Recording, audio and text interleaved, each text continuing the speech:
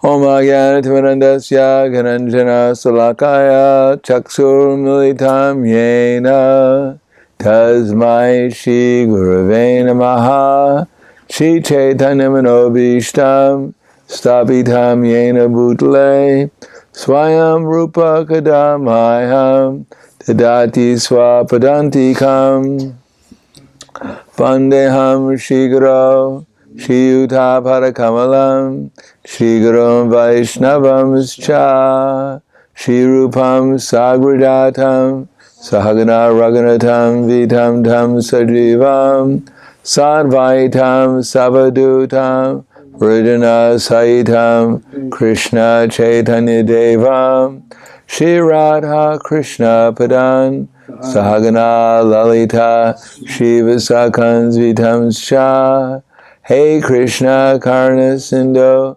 Dinabandho Jagatpate Gopesha Gopika Kanta Radha Kanta Namostute Tapta Kanshena Gaurangi Radhe Vrindavaneshwari Prishubhanu Sudhadevi Pranamami Hari Priye Panchakapa Trubhyascha Kripa Sindhu Vyevacha Patidanam Bhavanebhyo Vaishnavebhyo Namo Namaha Shri Krishna Chaitanya Pranitananda Shadvaiti Gadadhar Shivasadi Gaura Bhakta Vrinda Hare Krishna Krishna Krishna Hare Hare Hare Rama Rama Rama Hare Hare Om Namo Bhagavate Vasudevaya. Om Namo Bhagavate Vasudevaya. Om Namo Bhagavate Vasudevaya. Om Namo Bhagavate Vasudevaya. Om Namo Bhagavate Vasudevaya. Om Namo Bhagavate Vasudevaya. Bhagavad-gita As It Is, Chapter 18, Conclusion, the Perfection of Renunciation, Text 64. Sarva Guyatamam Bhuya. Sarva Guyatamam Bhuya. Everyone has a cell phone. I think it'll be illegal if you don't have a cell phone. People would rather walk out the street naked than without their cell phone. Shrinu me paramam vachaha. Shrinu me paramam vachaha. Ishtos si me dridam iti. Ishto si me dritam iti. To vakshami te hitam. Tato vakshami te hitam. Sarva guyatamam bhuya. Sarva guyatamam bhuya. Shrinu me paramam vachaha. Shrinu me paramam vachaha. Ishtosti te me dridam iti. Ishto si me dritam iti. To vakshami te hitam. Tato vakshami te hitam. Translation and purport by His Divine Grace, A.C. Bhaktivedanta Swami Srila Prabhupada. Because you are my very dear friend, I am speaking to you from my supreme instruction, the most confidential knowledge of all. Hear this from me, for it is for your benefit. Please repeat. Because you are my very dear friend. Because you are my very dear friend. I am speaking to you, I'm speaking to you, my supreme instruction, my supreme instruction, the most confidential knowledge of all. the most confidential knowledge of all. Hear this from me, Hear this from me, for it is for your benefit. for it is for your benefit. Purport. The Lord has given Arjuna knowledge that is confidential knowledge of Brahman, and still more confidential knowledge of the Supersoul within everyone's heart. And now he is giving the most confidential part of knowledge, to surrender unto the Supreme Personality of Godhead. At the end of the 9th chapter, he has said, Man mana, just always think of me. The same instruction is repeated here to stress the essence of the teachings of Bhagavad-gita. This essence is not understood by a common man, but by one who is actually very dear to Krishna, a pure devotee of Krishna. This is the most important instruction in all Vedic literature. what Krishna is saying in this connection is the most essential part of knowledge, should be carried out not only by Arjuna, but by all living entities. Sarva guyatamam bhuya shinun me paramam vachaha ishtosti te dritamiti tato vyakshami te hitam. Because you're my very dear friend, I'm speaking to you, my supreme instruction, the most confidential knowledge of all. Hear this from me, for it's to your benefit. Do you read one verse every week? Yes, Maharaj, although occasionally a speaker chooses, another consecutive verse or so. Oh, okay. So you have that. So you've gotten all the way up, you're almost 700 verses. Yes. So it's almost 700 weeks. Does about 9 years. Oh, okay. Verse per week. That would be 52. Right. So nine times 52 400. is 468, and we're almost, maybe, we haven't gotten quite 9 years, maybe. So yeah, I guess on average 1.5 verses. Scientific. Namo Vishnu Padaya Krishna Prasthaya Bhutale Srimate Bhaktivedanta Swami Namane Namaste Saraswati Deve Gauravani Bacharane Nirvishesha Srinivadi Paskadyade Siddharne. In the Bhagavad-gita, Krishna tells us many times that he's going to tell us confidential knowledge. Then he says, I'm going to tell you more confidential knowledge. Then I'm going to tell you better knowledge than the most confidential knowledge. And now, again, he's going to tell us confidential knowledge.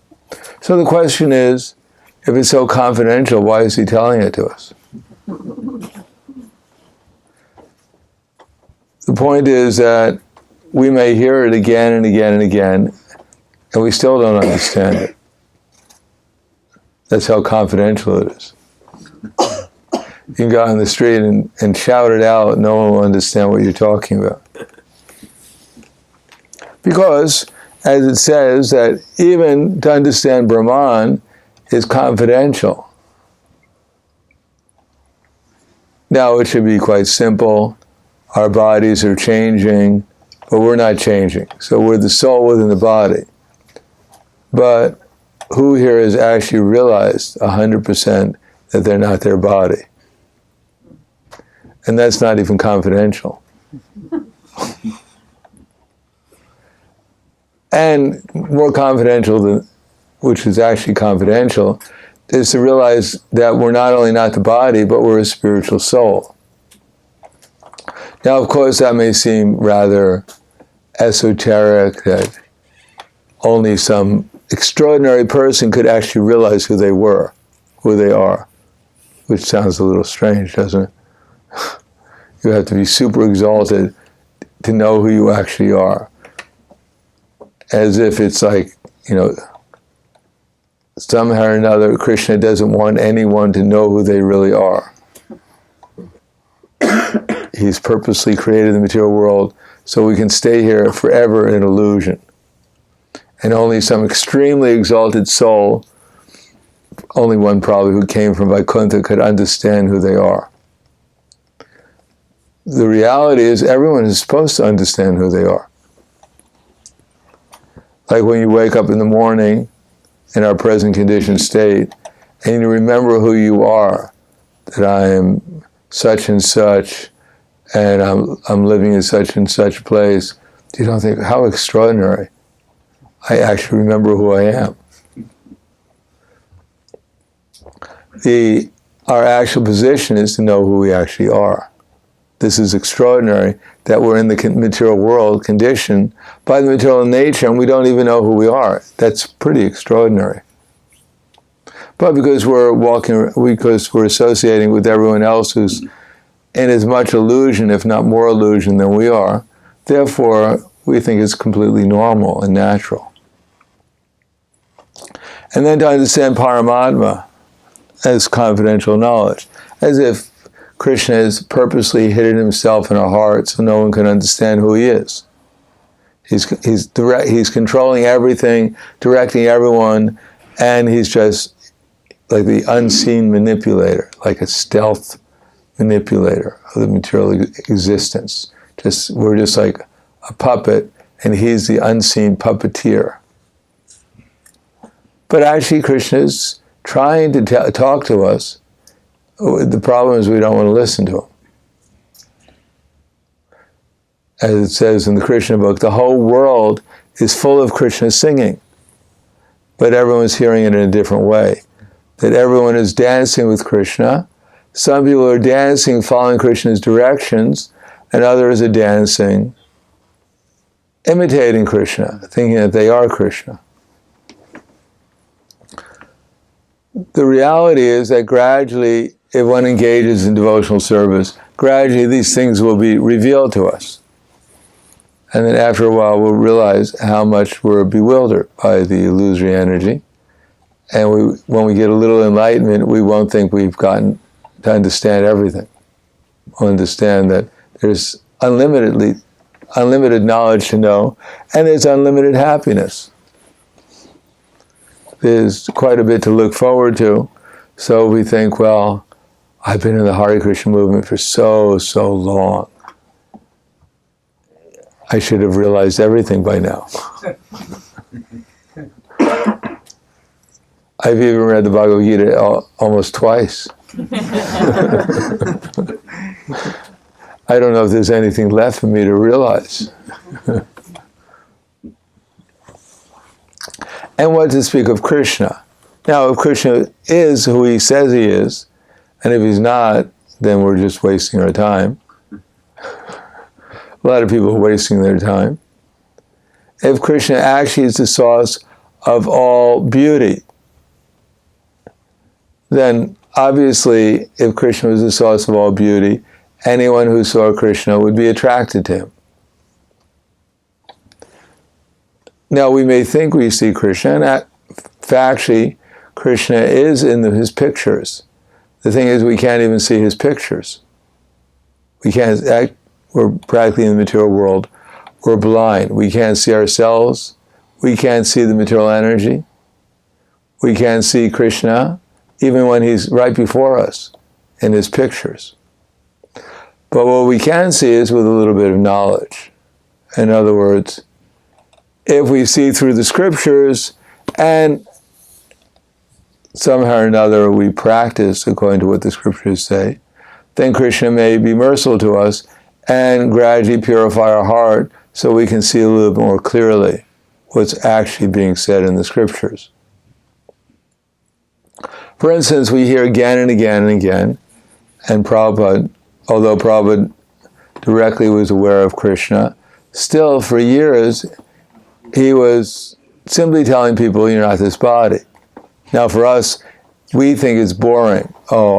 Again, he's probably going to say, Denosmin ita dehe, kalmaram yovanam jara, tatahantara praptir, diryas tatra namuyati. Then another boring class about how the body's changing, but we're not changing. I've heard this millions of times. Why don't they tell us something more interesting? Krishna, there was a bush and there were some gopis, and Krishna invited the gopis. And they said, wow, now they're really getting to something meaningful, something practical.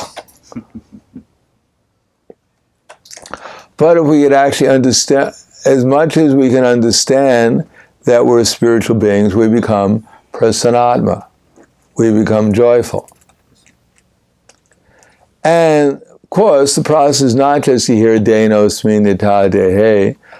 That may stimulate our intelligence, and we're stimulating our intelligence so that we become convinced we should utilize it in Krishna's service. And Krishna will tell us in the next verse how to utilize our intelligence in his service, and he begins with man mana. And it actually ends with man mana, to engage the mind fully in Krishna's service, because Prabhupada said in the purport, one should think of Krishna as a cowherd boy, as a beautiful cowherd boy, bluish complexion with like a monsoon rain cloud, the son of Mother Jasoda, with a peacock feather in his hair.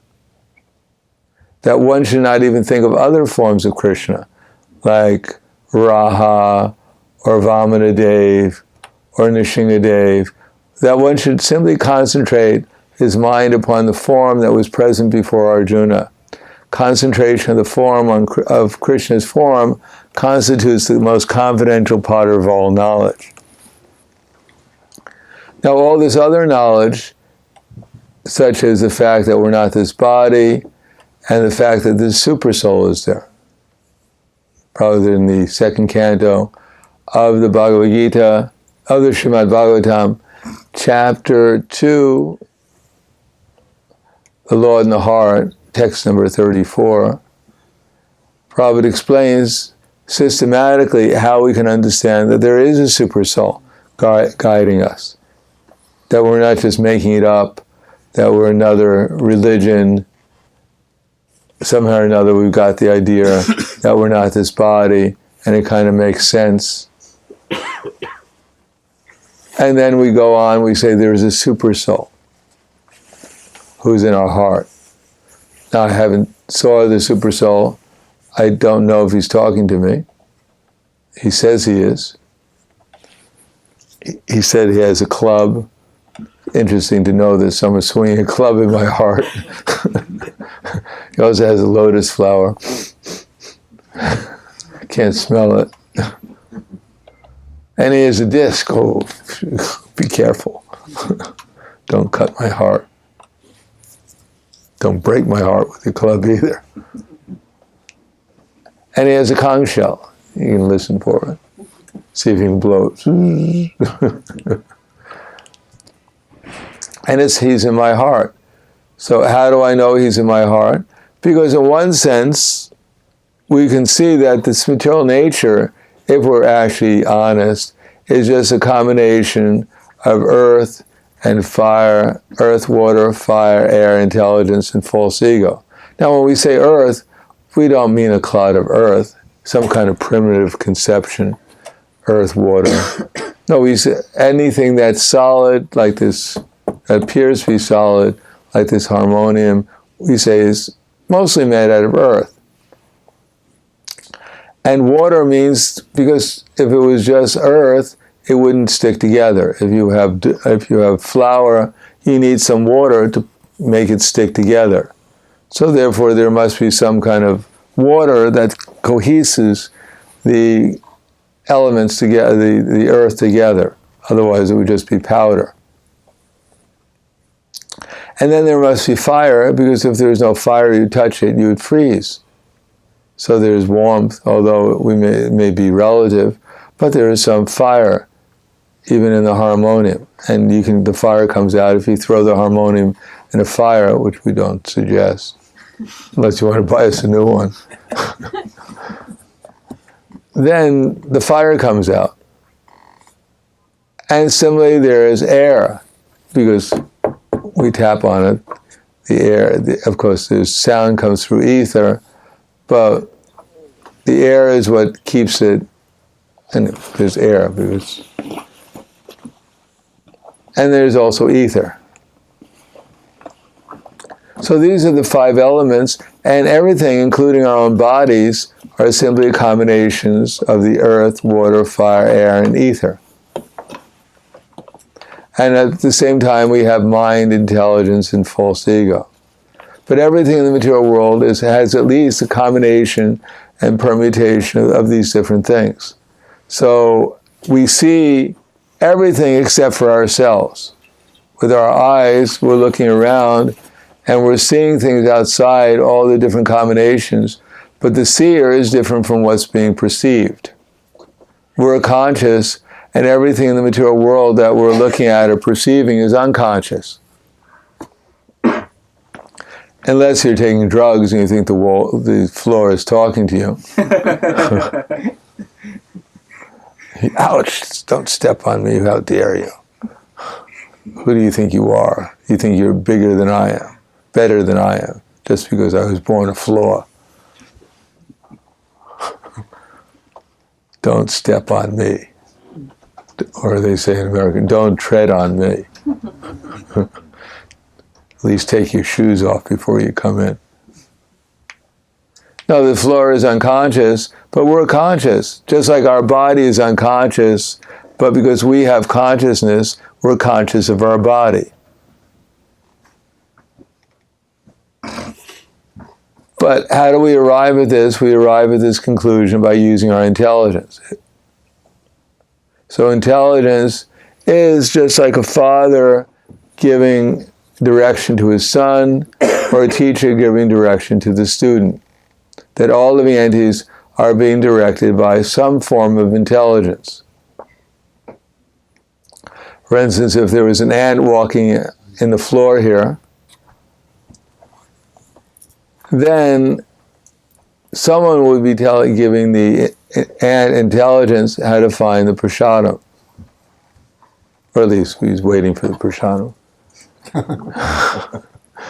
He'd give him intelligence to wait.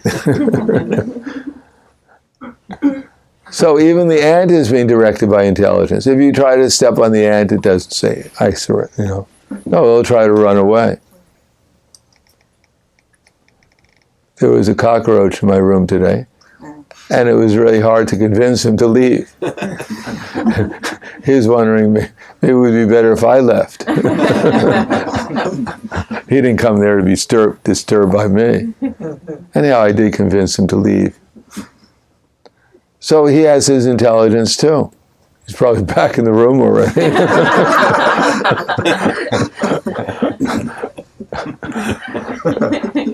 Just waiting for me to get out. So every living entity is being directed by intelligence. Everything we're doing. So that intelligence means that there's a superior person giving us information, and we're accepting the information to one degree or another, depending upon our capacity.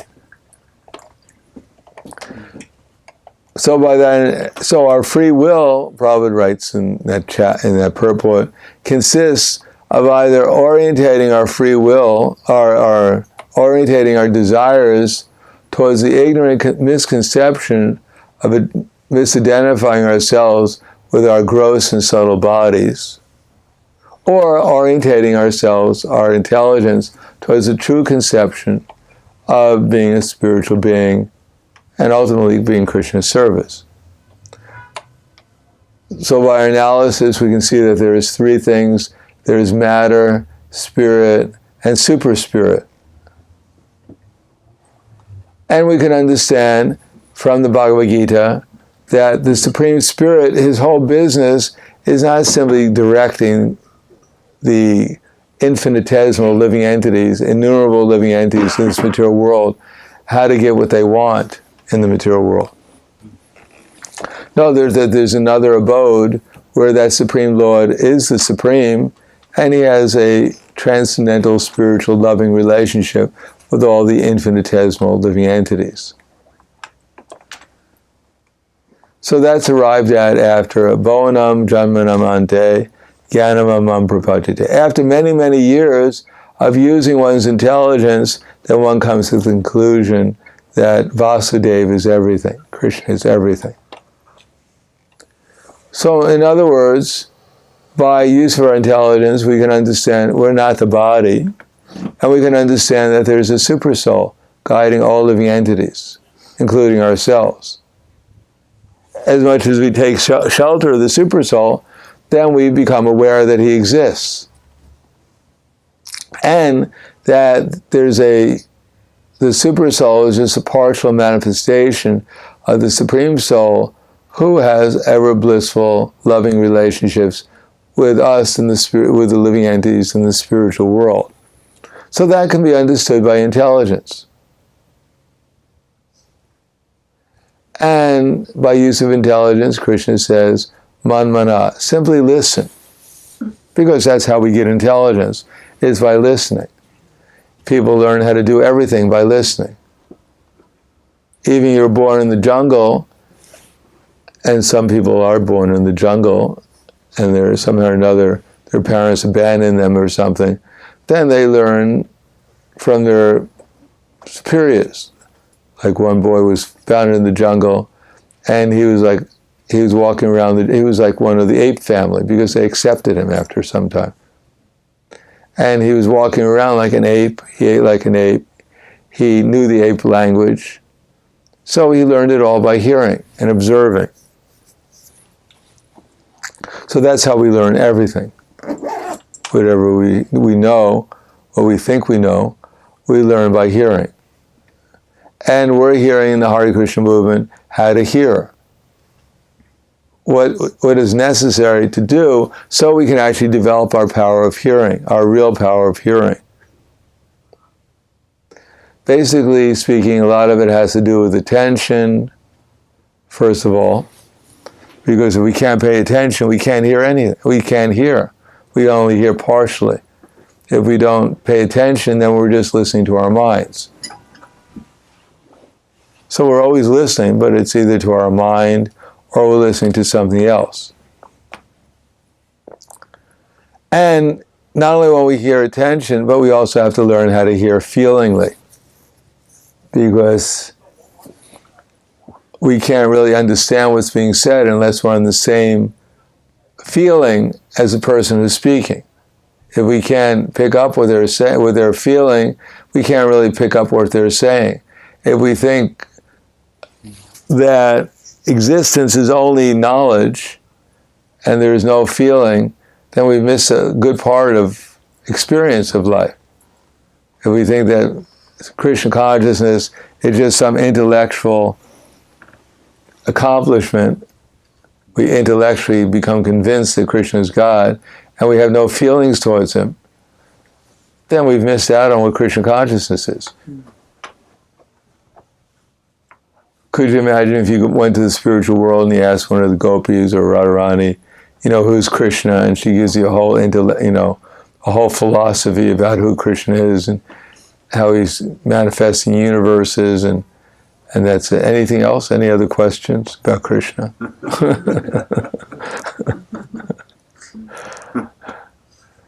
No, the whole spiritual world is full of spiritual life is supposed to be full of feelings, spiritual feelings. That's why we're trying to develop our understanding. The aim is not we become convinced one day that Krishna is God, and then then the next day we try and figure out who Shiva is, or Indra, or Brahma.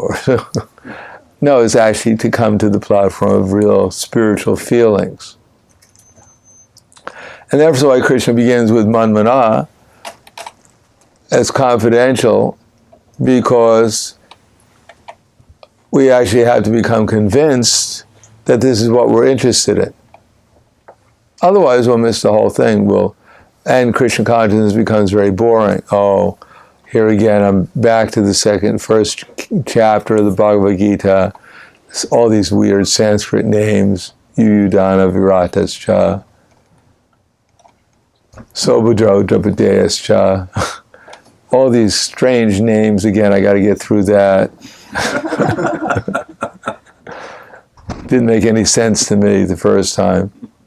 It's like I just finished, I'm on the end of the Nectar Devotion, and it's talking about the mixing of rasas, how conjugal rasa is practically not compatible with anything. It's not compatible with ghastliness or wonder. It's only compatible with chivalry and friendship. And there's an analysis. So I've been reading that for like 40 years or more, and I still can't understand what he's talking about. Oh no, again, I got to go through this chapter. Trying to figure out what ghastliness is compatible with. I don't even know what ghastliness is, to speak of what is compatible with.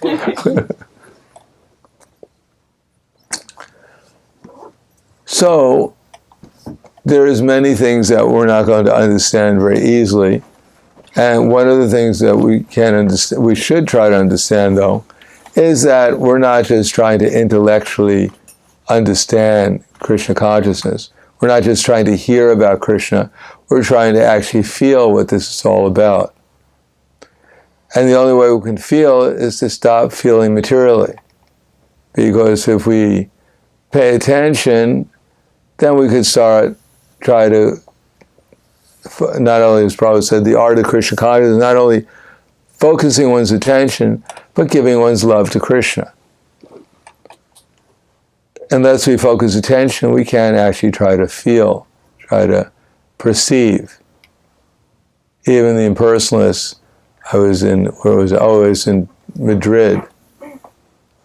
No, the New Brajamandala in Spain.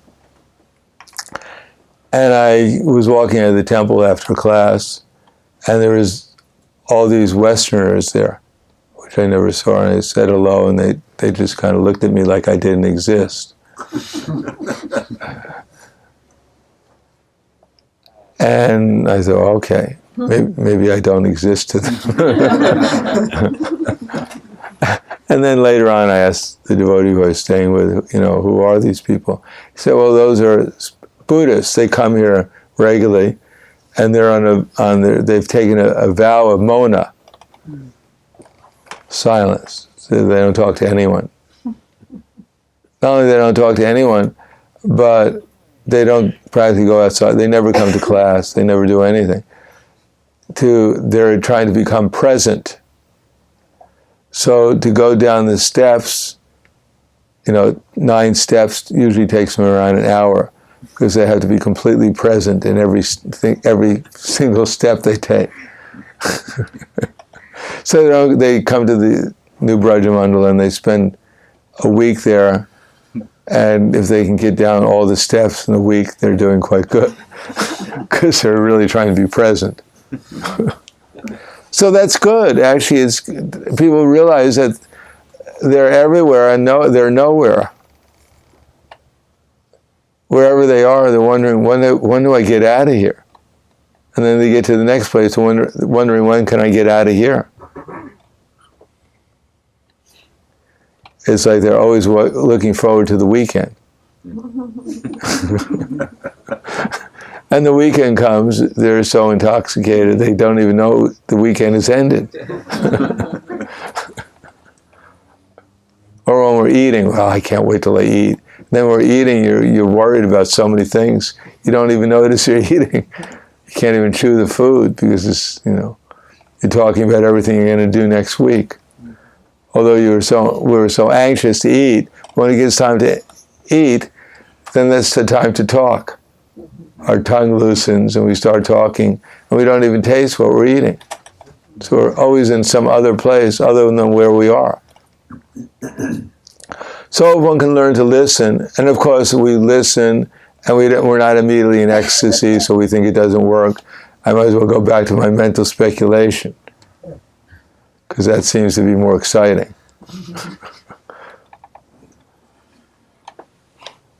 So we try to listen, and we're not immediately in ecstasy, and we get disappointed. I concentrating so hard, I bang my head against the wall 5 times, and now I heard one thing. I must be self-realized. Now I know everything. I know the secret. No, the fact is we try to listen, and if we try to listen, we might hear something. And if we hear something, it's not the end of the story. Then if we actually understand something, it's not only a question of just hearing something, then we have to understand what we heard. First of all, we have to hear something, and then we have to remember what we heard.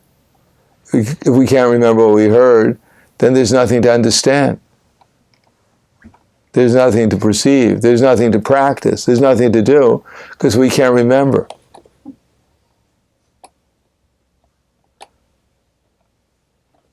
So that's Kali Yuga, when our memories, as I said, Mr. Jones was talking to Mr. Smith, talking about this wonderful restaurant he went to yesterday.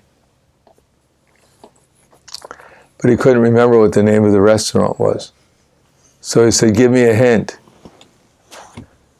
And he said, it's a flower. It's usually red. It smells very nice. That's right. Rose. Rose. What was that restaurant we went to yesterday?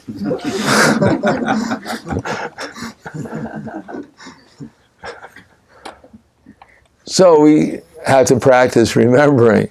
And why don't we remember? Because we don't pay attention. One boy was in school, and his parents and the teachers were very worried about him because he couldn't remember anything he was hearing in school. So then they took him and they tested him, and they found out he had a fantastic memory. He knew every single baseball player in both leagues, their batting average for the last 10 years.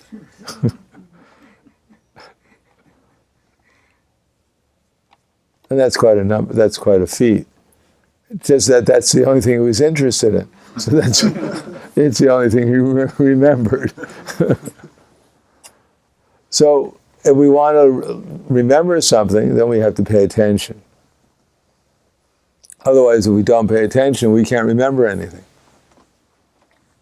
So if we pay attention, if we're interested in it and we pay attention, then we could try to understand what it said. What it said means for us how we could actually apply it in our lives. Otherwise, it has no meaning to us. Something that's useful, that we pay attention to, is something that can actually be applied for getting the goal that we're looking for. The goal is we want to be happy. If we're hearing something and we don't think it's going to make us happy, then why should we even bother with it? If I tell you scientifically how to nail your hands onto a wooden board, exactly where it appears, so you can break every bone in your hand. Are you going to pay much attention?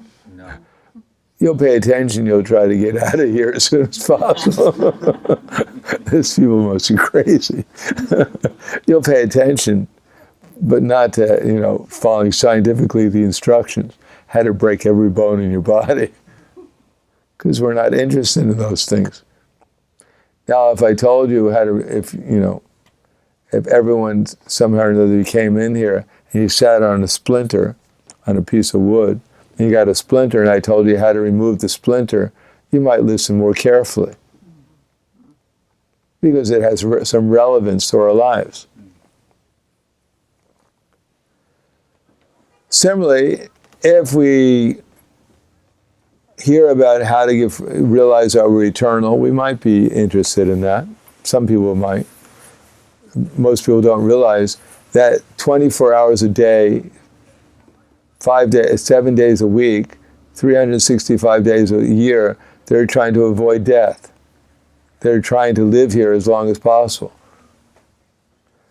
Why do people take vitamin pills? Not because they're hungry. Because they think they're going to prolong their life a little bit. Why do we look both ways when we cross the street? Not to see, what makes a car driving by in case we want to buy one of them. No, it's because we don't want to be run over by them. We sometimes even read labels on medicines to find out, why my hair fell out.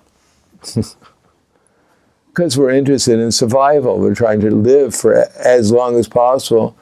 If someone could give us a pill and it costs $100,000 and it'd help us live for 1 year longer, people would line up to buy it. And if they hear how to become eternal, they think, don't bother me with this, this philosophy. I don't have time for these things. I'm simply trying to live 1 year longer. That's why I'm doing my exercise. You're trying to bother me with eternity. I'm not interested in eternity. I'm interested in 1 year longer.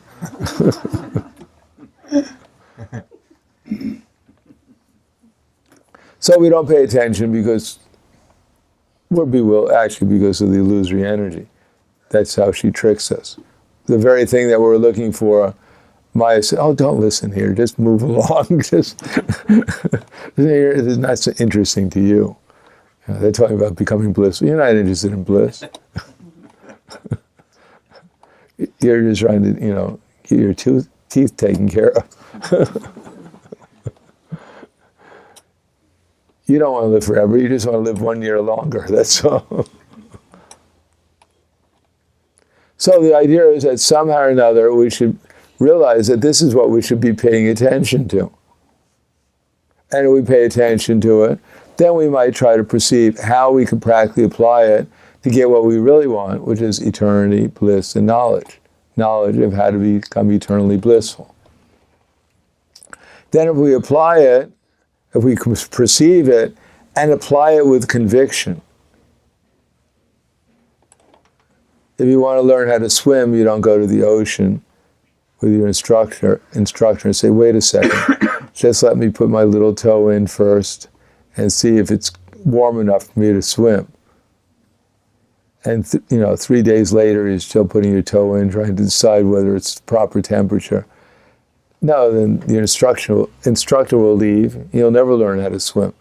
You have to become convinced that I have to get into the water and I have to swim. Otherwise, then I have to follow the instructions and try it out. I don't know if I really have the right instructor. I don't know if the water is the right temperature. I don't even know if this is water. Then you'll never learn how to swim. You have to have some conviction that I have to practice. And then we have to know what to practice. You can't get into the water and learn how to swim and try and practice your tennis stroke in the water and think you're going to learn how to swim. We have to know what to practice. So if the idea of this is loving service to Krishna, it's supposed to be bhakti or love, and we don't believe there's such a thing as love, then of course, or we think that, why practice love? I can practice my karate.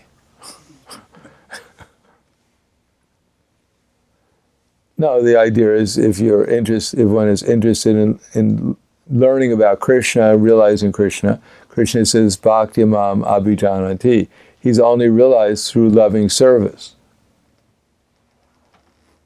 Then one has to practice love. In other words, and therefore Krishna gives us the Hare Krishna movement to practice loving exchanges.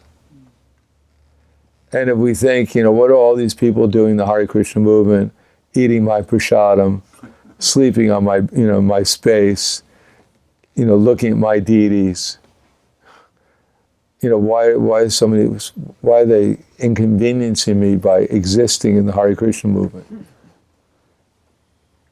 Some of them actually don't believe, that I'm actually the best devotee here. That's how fallen they are. The fools, they deride me by descending in this human-like form. No, actually the Hare Krishna movement, the association, is supposed to be practicing love, not just tolerance. Oh, all right, I'll tolerate these people. They do cook prasadam for me, so I got to be tolerant. No, it's actually to practice loving exchanges. And if we're not practicing loving exchanges and we think we're going to realize Krishna, well, good luck. And Krishna doesn't even know what he's doing in the Hare Krishna movement.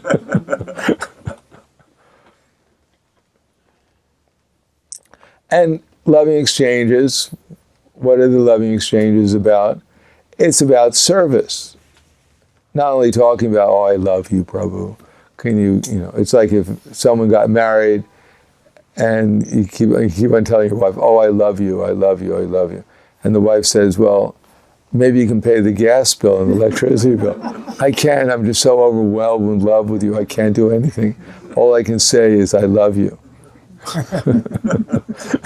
Okay, you take out the garbage? No, I'm just overwhelmed, I'm stunned by my love. Maybe you can take out the garbage and I'll sit here and meditate on my love for you.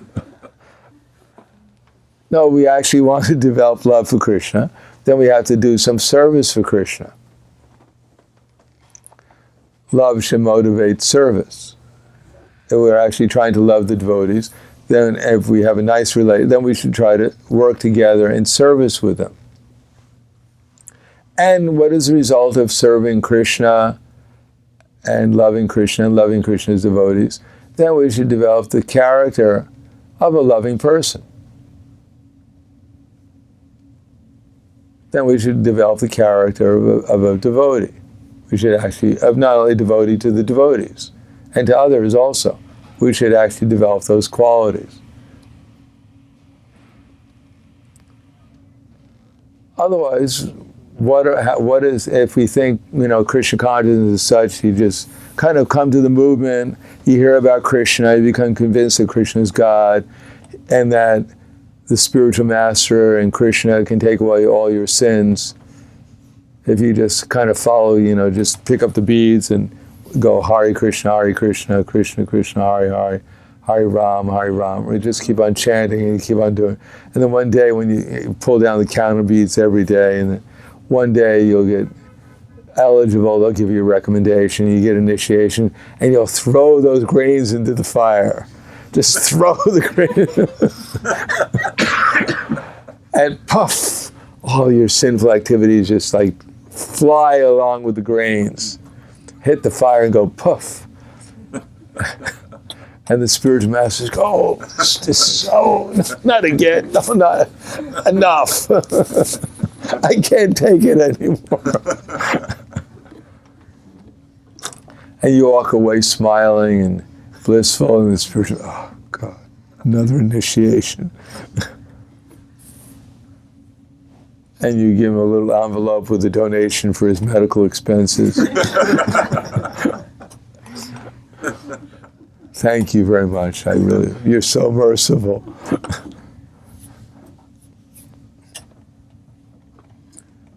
No, that's not the end. That actually initiation is supposed to be convincing us that we're Krishna's eternal servants. And service to Krishna means to become more expert in loving exchanges. Not that I become initiated, I'm no longer bhakta or bhaktin. Now I don't have to wash the pots anymore. That's the bhaktas or the bhaktins. Now I'm really Prabhu. I'm the master. Bow down, mister. Or fast.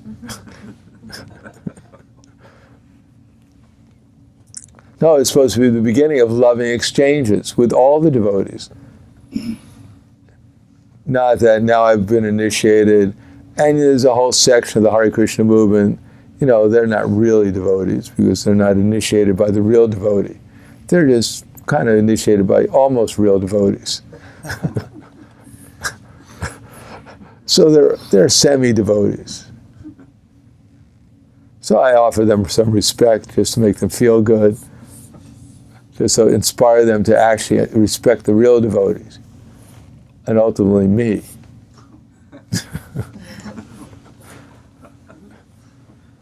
Because that way they become purified by my mercy.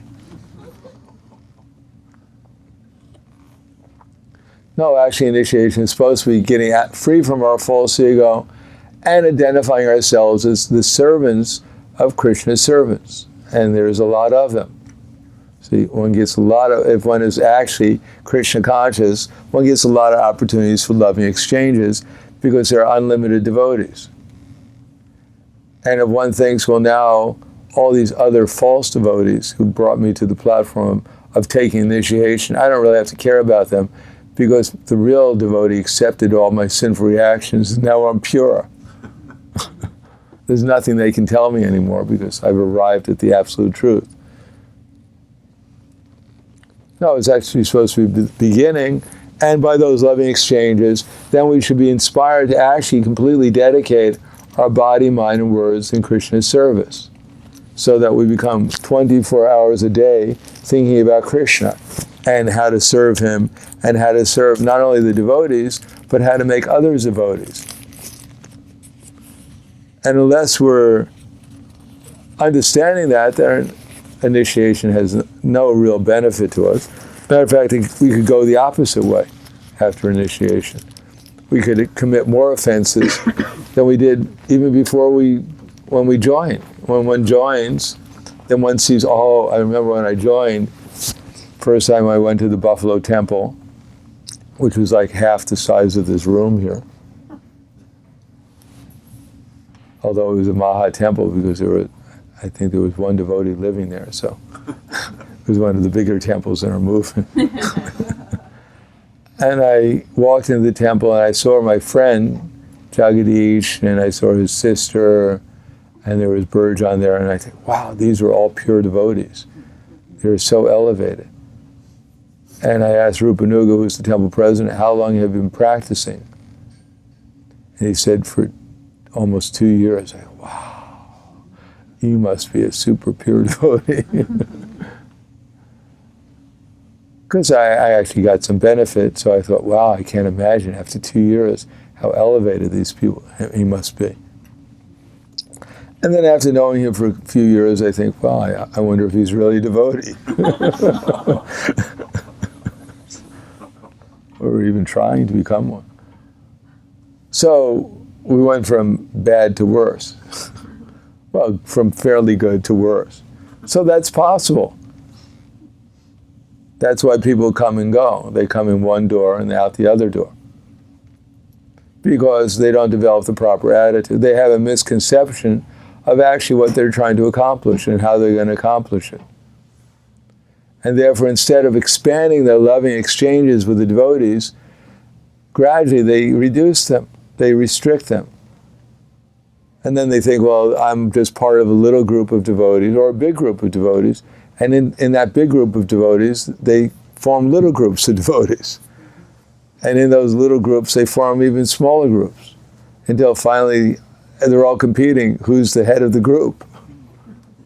And the whole group is just a competition of who's actually going to be the next acharya, who's going to be the next big devotee in that group, and in their bigger group, etc., etc. And so instead of exchanging loving exchanges, they just wind up competing with each other.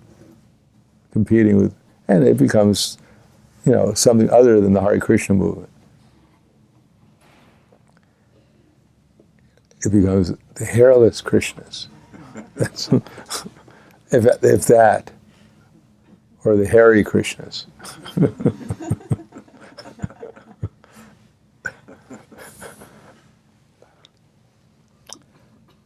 Therefore, we should know what we're actually trying to achieve and how to achieve it, and then the confidential knowledge will be revealed to us. Otherwise, it just remains. We get a little information, a little knowledge, and if we misuse it, then we wind up even losing whatever that knowledge we had is. So I'll stop there. Thank you. Any comments? Yes. Yes. We are taught to love devotees. You have loving exchanges with fellow devotees. How do you have loving exchanges with non-devotees that there's no association, there's no interaction with anyone else other than devotees? Oh, how would you become Krishna-like if you don't love the populace as a whole? yeah. So therefore, we have to keep in contact with a pure devotee, at least by their instructions, so that we're guided by the instructions of a pure devotee, if not actually being conscious of a pure devotee and our disciple succession, and ultimately Chaitanya Mahaprabhu and his mission. So if we're serving the mission of Chaitanya Mahaprabhu, we're serving his representatives, then we'll remember them. And we'll remember them and actually feel what they're feeling, which is love for everyone, then we'll actually feel the same love for everyone too. And if we just go out there, we think we're on our own to save everyone, we won't be able either to save ourselves or anyone else. Matter of fact, people think, well, who do you think you are trying to save me? You look like you're pretty fallen yourself.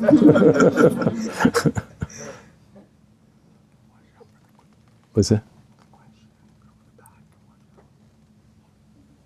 Okay. Yes. You spoke about not just intellectualization, but developing the feelings. So one thing I can understand from what you're speaking is that by paying attention, that will help us develop the feelings. So 2 questions. Is there anything else we can do, and what can we do, because it's so hard to pay attention? Well, we'll pay attention if we get some feeling. Then I'm stuck in a... Yes, that's right. Well, first we try... Pay attention to your answer, though. We have to try to pay attention, and we have to try to feel also. So we have to become attentive what our mood is. We're always feeling. The question is, what kind of feeling do we have? So we have to pay attention not only to what we're hearing, but what is our attitude towards that hearing. So that's part of knowledge. That's why we're hearing, how to actually feel properly. Like, for instance, we can chant Hare Krishna and we can think, oh my God, another Hare Krishna, you know. It's going to be at least 15 minutes before the feast and I got to listen to this guy chant. He sounds like a frog. I'd rather listen to a frog. No, we can think like that and, you know, just torture ourselves. I got so many other things to do. Let me look at my iPhone, what the messages are.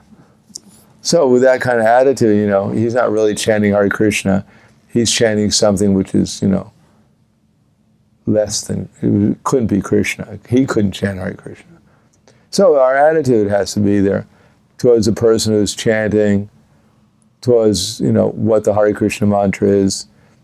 If we're expecting something to happen, we're expecting something wonderful by listening, then it's possible something wonderful can happen. And we're thinking, oh no, this is not possible. Krishna couldn't possibly be his name. This is ridiculous, you know. How could God be everywhere, just chant his name and he's there? He would get pretty, you know, he'd get worn out after a while, trying to be everywhere all the time.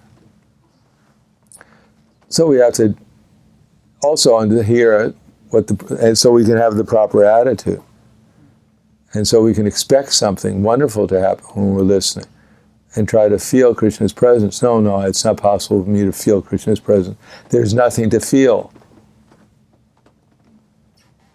So we think like that, Krishna will never reveal himself. He doesn't want to disappoint us, spoil our material life, our material conceptions. So we have to learn how to hear, how to feel when we're hearing, what to feel, what to expect. We have to learn so many things. And then Krishna will help us. He'll give us the intelligence how to do it. Yes? You were talking, Maharaj, about how it's important if you want to love Krishna, then you have to do devotional service to Krishna. So maybe I'll be louder. You were talking about how it's important if you want to love Krishna, that you have to do devotional service to Krishna. And you were also talking, Maharaj, about how sometimes a devotee can be thinking that other devotees aren't, you know, they're not like real devotees like I am, or my group of devotees, or the devotee that my guru. So I was just wondering, can you explain how maybe one of those two can lead to the other? Like, what's the connection? Those 2 points. That someone, if someone is not, if they're not engaging in service to Krishna, but they like the idea of loving Krishna without doing service to Krishna, how that can lead to not respecting, not seeing how other devotees in their little group of people like them are real devotees. Well, if someone's talking to us, basically they're asking us to serve them. They're giving us some instruction how to serve them. If someone's, you know, you're going around serving prasadam and they say, can you give me another sweet bowl? No way, boy. This one's for me. Then, basically speaking, your relationship with them is not a service. Matter of fact, you walk by and snatch their sweet bowl off their plate. So, basically speaking, when someone's speaking, they're actually communicating with us. They're requesting service from us. So, if we don't engage in service, then basically we have no relationship with them. We may have, we have a relationship, but it's not very positive. Yes? Can you speak a little more about what the super soul is? If I understood correctly, is the idea that because Krishna consciousness cannot fully embody in the material world, this is the extent to which it can live within us, and this is like the vehicle for that? No, there's a person in us. Okay. His name is Krishna. Yes. And he's in everyone's heart, even every living entity's heart. Yes. And he's speaking to us all the time. Mm-hmm. Well, at least he's giving us remembrance, knowledge, and forgetfulness. But because we can become aware of that if we use our intelligence. If we see that someone is giving me intelligence, just like I may try to remember something, but no matter how hard I try to remember it, I can't remember it. And then suddenly it pops into my mind. So this is beyond my power of just, if I want to lift this book, apparently I can just lift it up because it's there. But if I want to remember, what's on the 312th page of this book, I'd really have to think about it. And I'd actually, I'd start to pray. Someone enlighten me what's on that 312th page. And then Krishna may give me the remembrance of it. So there's someone providing me with remembrance.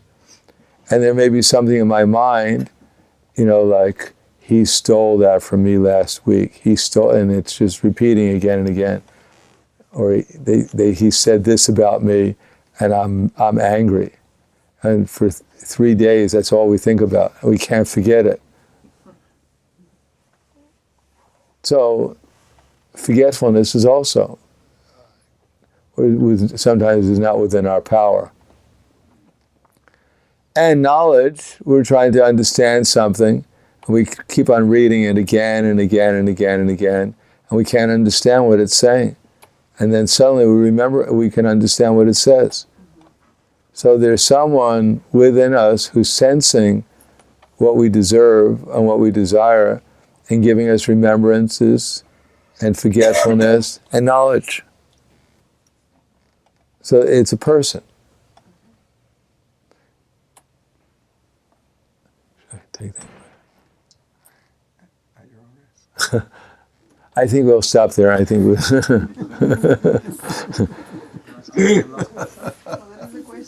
What's that? Raphael had a question. No, Raphael, you asked the question first. You raised your hand first. Go ahead, Rob. Do we have a devotee of Krishna in countries like Russia, Lithuania, Ukraine, Estonia? What's that? It's not Raphael. Krishna in countries like Russia, Estonia, Lithuania, Ukraine. Yes. Do we have temples there? Yes. Okay, thank you. Thank you. Yeah. Thank you for coming to the program. My question is about Krishna and the Super Soul. Can someone actually see Krishna in the Super Soul as the Paramatma? Can actually someone see the real form of the Lord in the heart?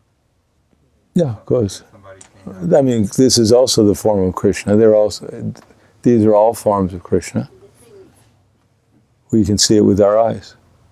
But we may not see it perfectly, that's all. So we can also conceive of the Super Soul. We conceive of the description of the Super Soul. That's also non-different from the Super Soul. So that's also perceiving the Super Soul in our heart. But as far as the original form of the Super Soul, as he's expanded from Garbhodakashaya Vishnu, yes. But then we have to purify our heart completely. So that may take some time. Then if we can come to that platform, if we can actually see Krishna in our heart, then he'll probably manifest himself as Shyamasundar. Sundar. And then we'll be able to speak to all these paintings here also. What appears to us to be paintings, they'll also speak to us. And we can even speak to Prabhupada. And we'll be on their level of consciousness, and then we'll actually be there. And these will actually be windows to the spiritual world, and our heart will be a window to the spiritual world also. Thank you very much. Grandharaj Srimad Bhagavad-gita Ki Jai. Srila Prabhupada Ki Jai. Gaur Premanande Hari Bol.